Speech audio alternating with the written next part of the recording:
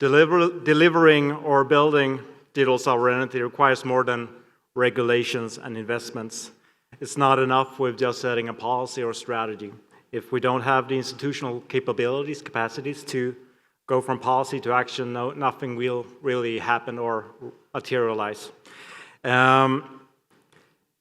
This session focuses on how organizations, both public and private, can go about to build these capabilities to actually transform the business goals, the policy goals, the strategy into reality. We will be talking about open source program offices, or OSPOs, and how these centers of excellency can act as a vehicle of change, engine of transformation, and a source for growing these capabilities inside their organizations. So, just to give a common grounding, so OSPOs as a phenomenon has been growing, becoming much more formalized in the past years, originating from industry with the first references in early 2000s from HP, Sun, Google. They really formalized, and now we are seeing OSPOs across verticals almost everywhere in industry, and also being adopted as a construct in public sector. But if we look at what OSPOs really are, centers of excellency, support centers, helping organizations to grow open source capabilities, organizational readiness, this is nothing new in public sector either. We've seen these centers of excellency policy initiatives emerging from the early 2000s with the first policies on open source. These early OSPOs, they've come and gone, even though they haven't been called OSPOs. They've come and gone with the policy initiatives. But what we're seeing now in the public sector and the government sphere is that they are gaining more and more traction and a much more sustainable presence. We're seeing, so we did a study for the Commission, Digit, RISE, and Open Forum Europe a couple of years ago, where we looked at different types of OSPOs in government, and we could really see them on the national level, on the regional level, on the local level. I mean, we have on the national level, for example, even though they maybe don't call themselves an OSPO, but for example, CENDIS, the Center of Digital Sovereignty in Germany, is what I would call a national OSPO, quite a large one, with one type of mandate. But then you can look at the Free Software Unit in Denum as another type. And on the regional level, we've seen references to Schleswig-Holstein today, and also the region of Galicia in Spain, another example. Local levels, Barcelona, Munich, Ventspils, Sundsvall in Sweden, academia, civil society. We're seeing these OSPOs popping up everywhere, providing interfaces for growing common capabilities. And this is what we are going to have a conversation about, how we can grow institutional capabilities, capacities in Europe to build Europe's digital sovereignty. So on stage, I would like to welcome Supriya Chitale. You're the OSPO manager at IKEA. Manuel Mateo Goyet, acting head of unit Connect E2 from the European Commission. Max Mill, open source governance and strategy, Deutsche Bahn Systel. Lucian Balea, deputy director of R&D and open source program manager from RTE.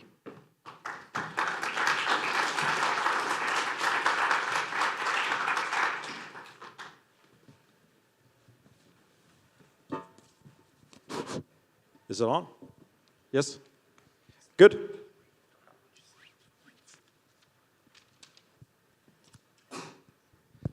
So, Manuel, I thought we'd start off from your side, or from the Commission perspective.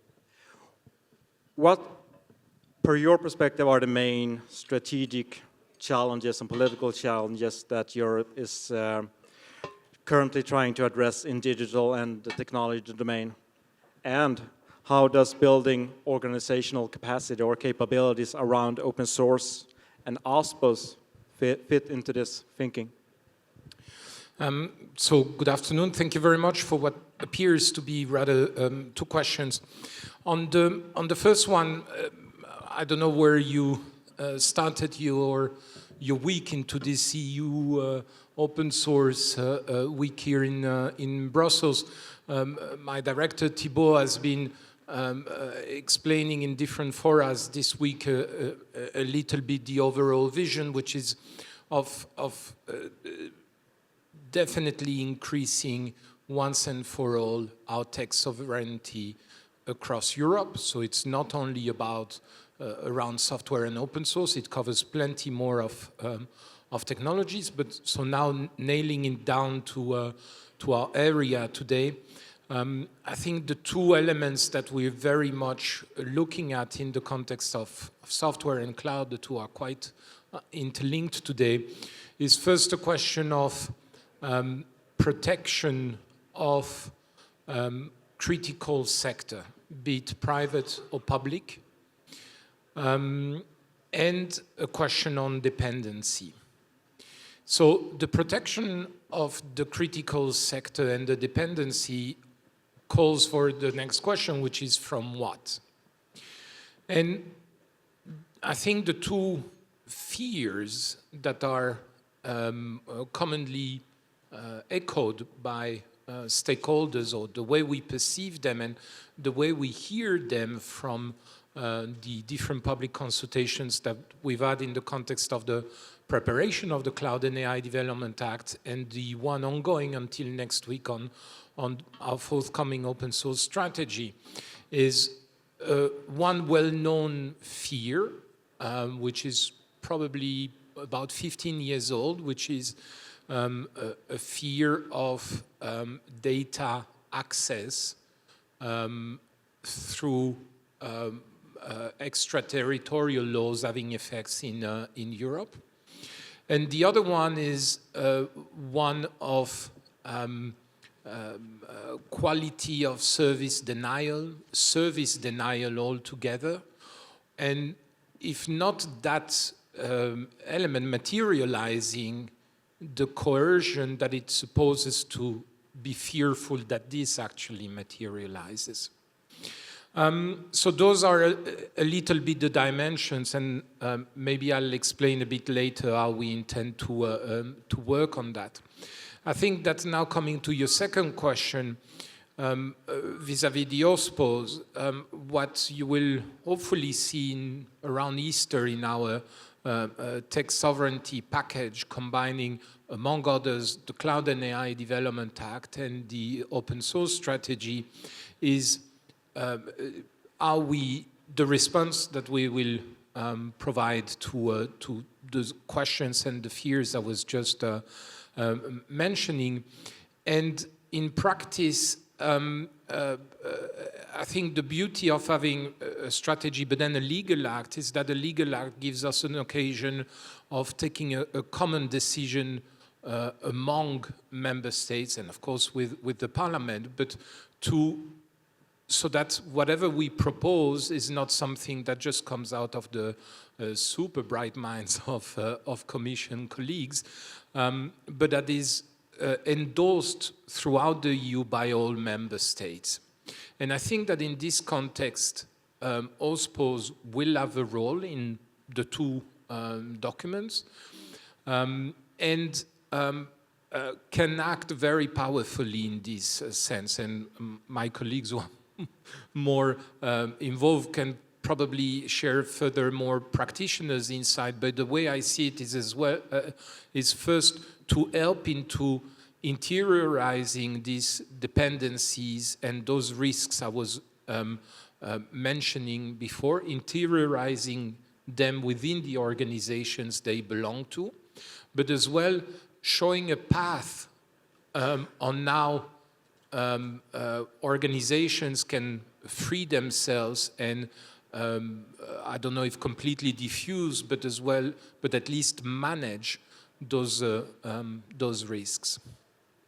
Thanks for that introduction. I wanted to hear in your respective organizations, maybe starting from Lucian, in your organization, what concrete challenges made it clear that informal use of open source was no longer feasible, and why an OSPO was required?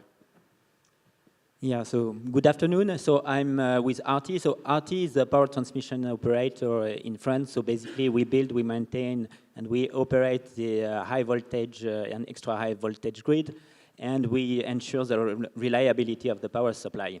So I don't have much time to detail the context and challenges we are facing, but basically what you need to know is that we are facing tremendous transformation challenges, and that the digitalization of energy systems is considered as a key lever to be successful in this transformation. But now the next question is, how do we move from the magic spell that we need to digitalize the energy system to something that is put into practice and moves forward? And that's where we came to the conclusion that we need some drastic changes in the way we approach our software, we procure, we build this software. And especially we need more collaboration, we need better modularity, better interoperability, we need to boost innovation through additive approaches, and we need also to broaden the skills. So several dimensions in which actually the open source collaboration model proved itself to be very successful. So we decided to embrace it. And actually what we are talking about is core business software. So software that is used to operate the grid, a critical infrastructure. So it was a no-brainer for us that we need a structured approach and a serious approach from that, and we need to build an OSPO. And even beyond the OSPO, it's also having a progressive, pragmatic, and coordinated strategy that spans from the project level to the C-level. Wanted to hear your perspective, Max, as well. So coming from energy grid and then moving on to another very critical infrastructure of societies that needs to function. What challenges made it clear for your organization that you needed an OSPO? I think it's three parts that made it necessary. And the one is the realization that open source is everywhere and that it won't go away, even in quite traditional sectors like the railway sector. And it's already part of the core infrastructure of the railway system. And this realization was very important. So it's not a hype, it's there to stay. And secondly, it became apparent that this isn't just a legal topic. So it's not just about license compliance or on other regulations. It's much more holistic. So you have to look at how software is developed. You have to understand that. Also on the strategical side, choosing and how to deal with open source software. Even culturally, economically, you have to think about that. And so it became clear that you need people. And I guess this realization is the same in many other organizations. You need people who really understand open source from the heart.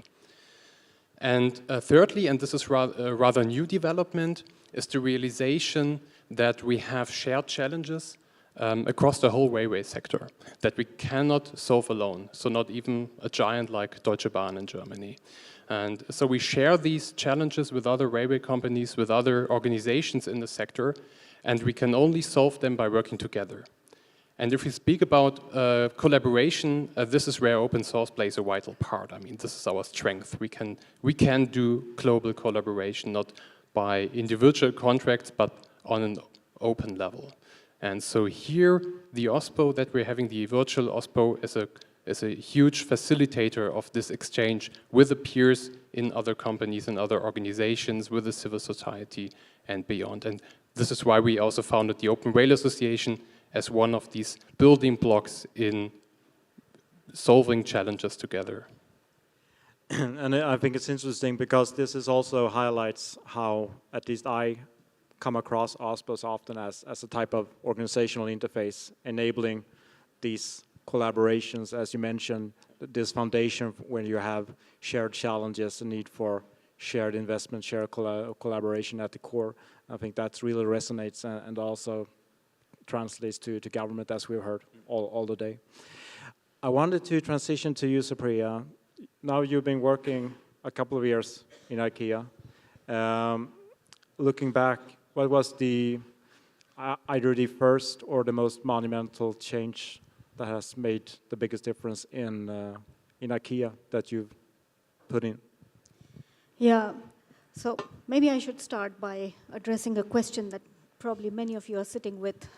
What is an OSPO doing in IKEA? Doesn't IKEA sell furniture? Well, yes, we do. We have been selling furniture for 80 years now, but also a few years back, we started our digital transformation. And so we realized that we needed an OSPO, a formal OSPO or a formal team for sustainable, secure use of open source, to become a better open source citizen, and also for collaboration through inner sourcing.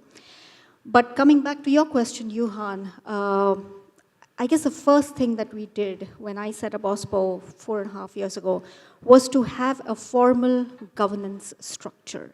So what we did was we set up an OSPO review board, which had engineers, people from legal, branding, HR, so many different parts of the organization working together to come up with guidelines, policies, checklists that would help our coworkers to help them with how to use open source in the best possible way, how to contribute back to open source, how to use inner source ways of working, how to collaborate outside IKEA with, let's say, universities or other organizations. Another thing that we did was build community, because we wanted an OSPO by the coworkers for the coworkers. So we came up with something called an OSPO ambassador network, which consists of 20 to 30 co-workers from different parts of the organization, and also geographically located in different areas, because we work out of 6 digital hubs across the globe. So we wanted representation from everywhere. We also have a very vibrant OSPO community on Slack, because OSPOs are usually really small teams. We are a team of 3. And so we needed all the help that we can get from the evangelists, from the enthusiasts across the organization.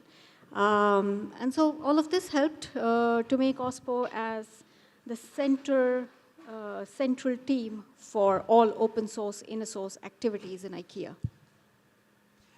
And I think you highlight a very important aspect, setting up the governance, and also like how can we set up a general collaboration and implement and feedback on the general open source strategy, and implementing that and setting up ways of working inside the organization. That's really core and key.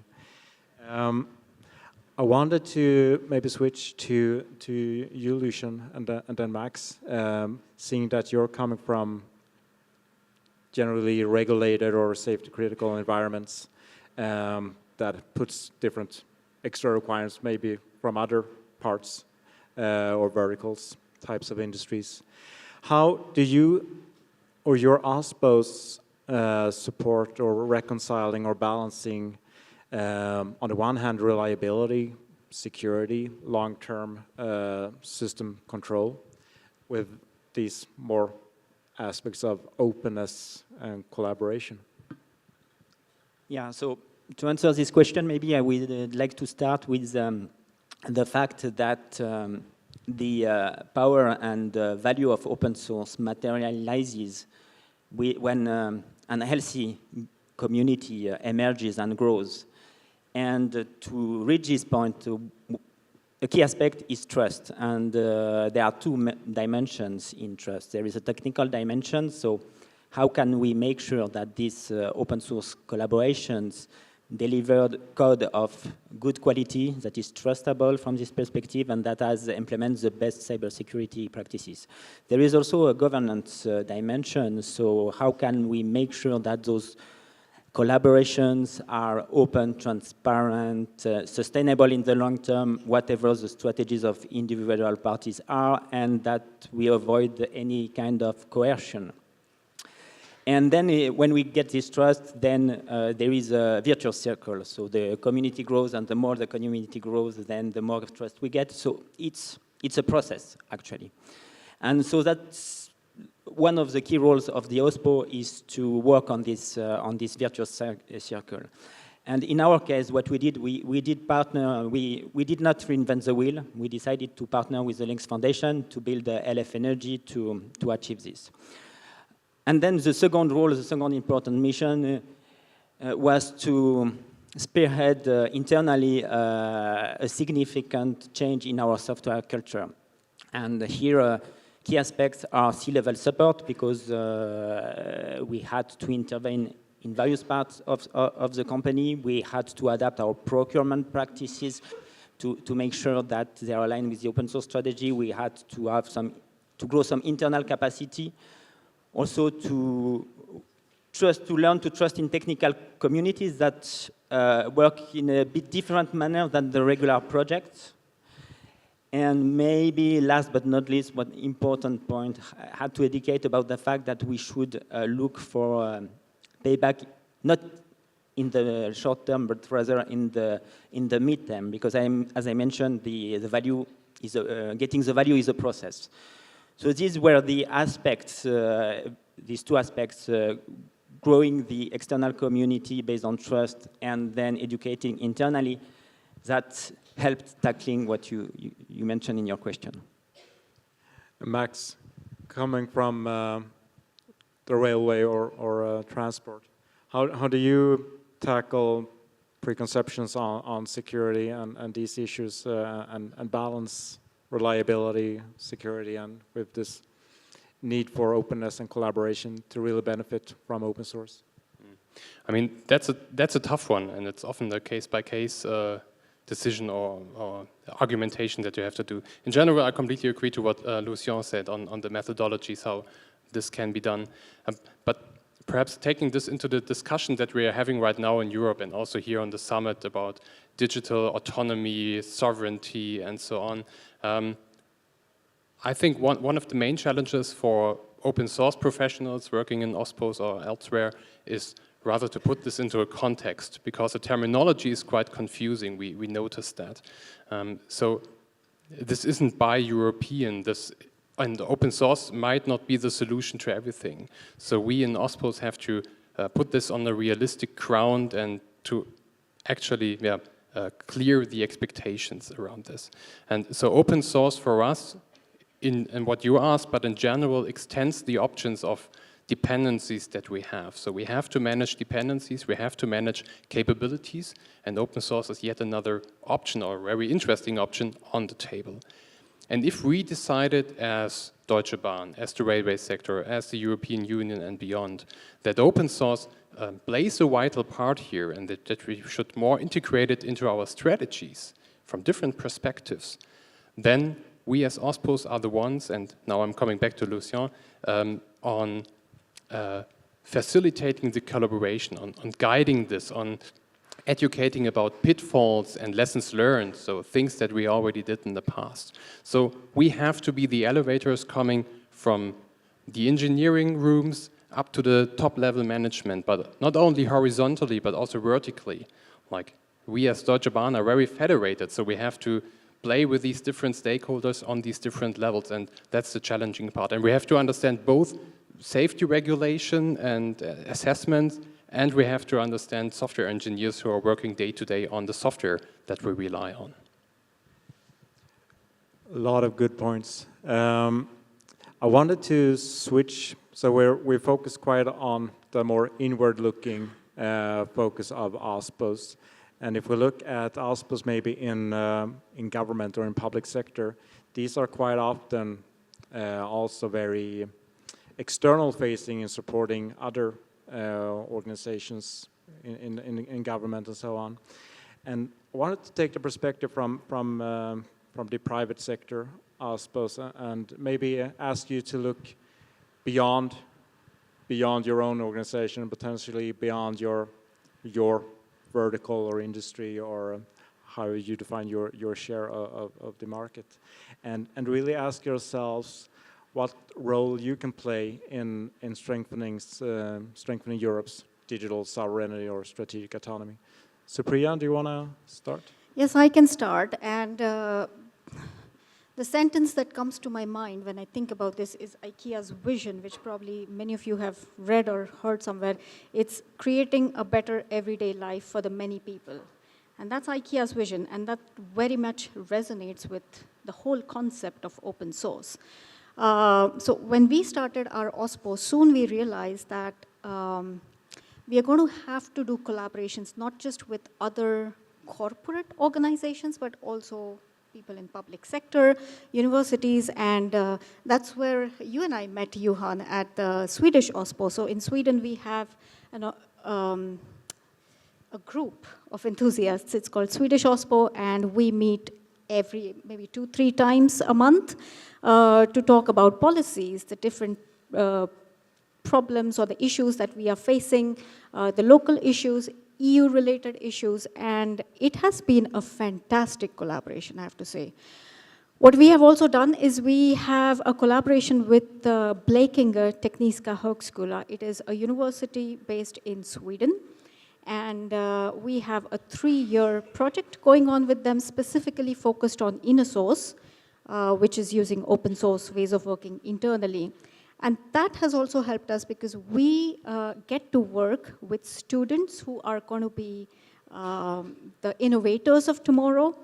And also we get to learn a lot from their research, and we get to help them by exposing or giving them exposure to what's happening in the corporate world. So I think these kind of collaborations between corporates and public sector is extremely important. I really want to echo your mention of the Swedish OSPO network, both being part of it, but also it's really inspirational to see how you, Kia, but also Ericsson, Scania, and a lot of other large Swedish industries are sharing their room with National Agency for Insurance, Digital Government, Public Employment, small municipalities such as Alingsås and Sundsvall, how you really find common ground and share knowledge and exchange and really help each other mature. It's really inspirational to see. Jumping to Lucian, if you look beyond your own organization, how do you think that OSPOs or you, in the broader sense, can contribute? Yeah, so I have the conviction that if we all together take a strategic approach to open source ecosystem, that we could achieve great impact and results. And maybe let me explain what I mean by strategic approach to this participation. It combines 3 things. First, technical participation, so having our own internal developers participating to the projects, but also beyond participation, taking roles in the governance of the projects, becoming committers, for instance.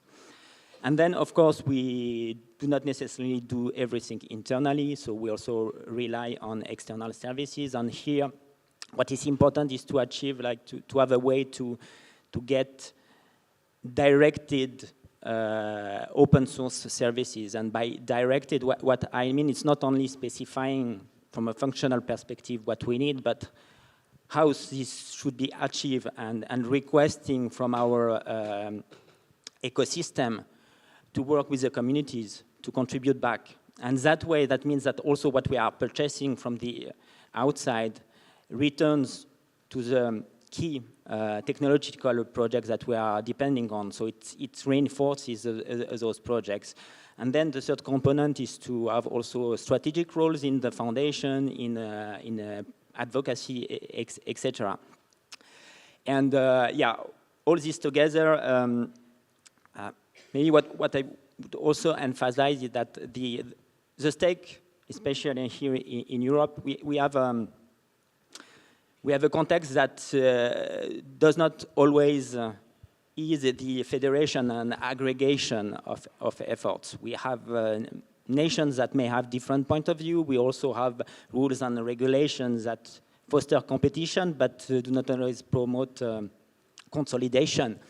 And compared to other areas where there is like vertical integration with long-term planning, etc., open source is an opportunity maybe to, through consolidation, collaboration, reach critical masses. And all, like the target of all this is for us to create a surrounding cutting-edge ecosystem that will not only help us to achieve the innovation that we require, but also having sustainability in the longer run, and also better control on our destiny, because this ecosystem is close to us, is trustable, etc. And I think you highlight the last keyword is ecosystem and looking at it holistically. I wanted to ask you, Mateo, how you look from the public perspective. How do you see that the private, how industry OSPOs or industries can help and collaborate with governments on an OSPO level or related aspect to strengthen Europe's strategic autonomy? So I think there's really, I would say, three different levels or ways of doing that. First is we in the private sector at European level, but then national initiatives of national schemes have got their own research and development and deployment, and I think there needs to be a very close relationship in between the open source of industry and the public funding. And this is something that from the European spending point of view, we're not making it systematic and mandatory, not the least because the IP remains with the grantees of our funds. But it's always very much, it's more than welcome, it's better scored, and it's something very well integrated in our grants, and I think this is a very important element. Then, I don't want to create a classification, but it's fair to say that sometimes, often, the private sector is more agile at adopting new methods of working, and I would dare to say that in many cases, open source adoption in the private sector, maybe not in every sector, and maybe regulated ones are complicated cases. But I'm thinking more about smaller companies, SMEs, and so on, that are more eager and are able to adopt those technologies. And I think there the public sector has got a lot to learn. And then when I listen to all your discussions about collaboration, about trust, about networking, I think at least at European level, we already have an embryo of those mechanisms.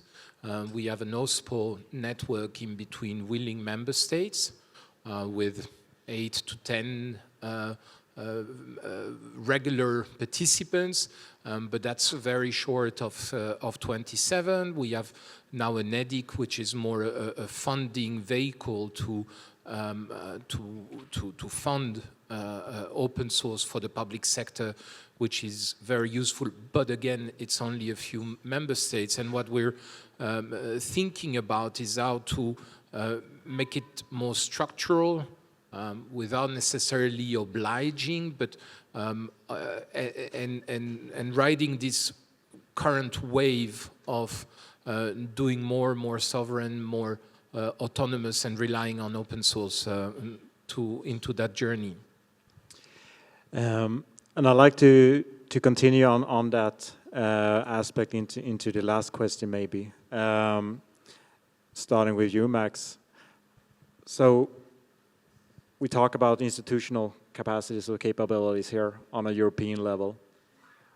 What's needed to scale this to a European level, to scale it from smaller initiatives?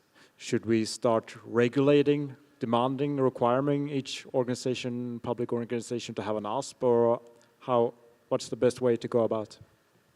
I don't think that a regulation that every organization or state-owned organization needs an OSPO would help here. I think 3 things would really help. And first is clear expectations. So expectations from the EU, from national states, from regulators on how should or how would they wish that organizations, regulated organizations behave, even large ones. Because sometimes I feel we are in between seats and dragged with what we would like to do actually and what the current, at least public momentum is, and what we should or must do as these, for instance, state-owned organizations. So clear expectations. The second would be to have a strategy. So a strategy that we can rely on or that we can refer to make that part of our own strategy. And the third one would be to have coherent incentives. Sometimes these incentives are not coherent, especially if you're in between, like if the incentives or if also the regulation coming from the EU might be different than what you have in your national states or in your sector-wide regulation. And all of this combined, if we had this, we would have more predictability, and that's especially important for large organizations under a high regulatory pressure. And so I think we need regulations, but these need to be coherent, so not only on the very top, but also going, for instance, into safety regulations, where if we build a rolling stock, for instance, where this is very critical. But also, and I think this is where the EU can play a vital role, is into preserving and fostering the digital infrastructure, so the open source infrastructure that we are on. I'm thinking about sovereign tech funds on next generation internet, but it could also be other measurements. And if this all is bundled together into a coherent movement, then it would be much easier for us to align and to act accordingly. Thanks. Turning to you, Supriya, what would be your advice on, based on your experience? How can we scale institutional capabilities across Europe? Yeah, I would come back to what I said earlier. It's collaboration and networking, because when it comes to private corporations, many times we work in silos, especially OSPOs. I've seen OSPOs are really small teams working in silos, mainly to address the strategy of that particular organization. So the work that OSPO does is driven by the priorities of that organization. And so more collaboration between the different OSPOs, the way we started Swedish OSPO network, or there are many other to-do group, there's InnoSource Commons. Being part of these communities really helps us, and I'm saying from my point of view now, it really helps us to understand how other organizations are doing it and what we need to do to scale up to the country level, to Europe level. So yes, collaboration.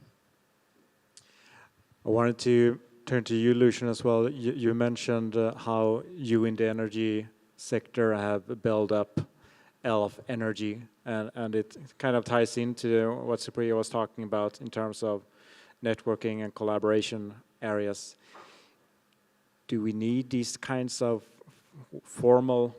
I remember Minister Schröter talked earlier about the need for a platform, not a technical, but someone that you can collaborate and share knowledge with.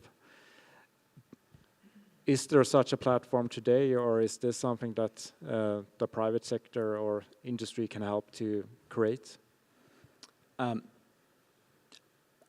don't know if we need a one-size-fits-all platform solution. I think there are several platforms, several initiatives. Maybe the question is how do we coordinate them? Also coming back to what I mentioned about growing ecosystems that reach the critical mass. Maybe one example or one idea, also following up what you just said, Manuel. So there are public initiatives such as the EDIC Digital Commons that are growing, which are collaboration platform. It would be interesting to reflect on how the public sector and the platforms that are developing collaboration platforms that come from the public sector articulate with this kind of initiative, with a stake to make sure that we all invest in the same direction, and so that the technologies that are developed for the needs of the public administration are also maybe those that are trusted by the industries, and that we aggregate these efforts, and to me it's the only way to sustain the pace of innovation and competition in the global context. And that's also where open source proved to be at several occasions a powerful weapon just to surpass the leaders. And we are ending the panel with 10 seconds to go. I should get a gold medal for this, I believe. Thank you, everyone.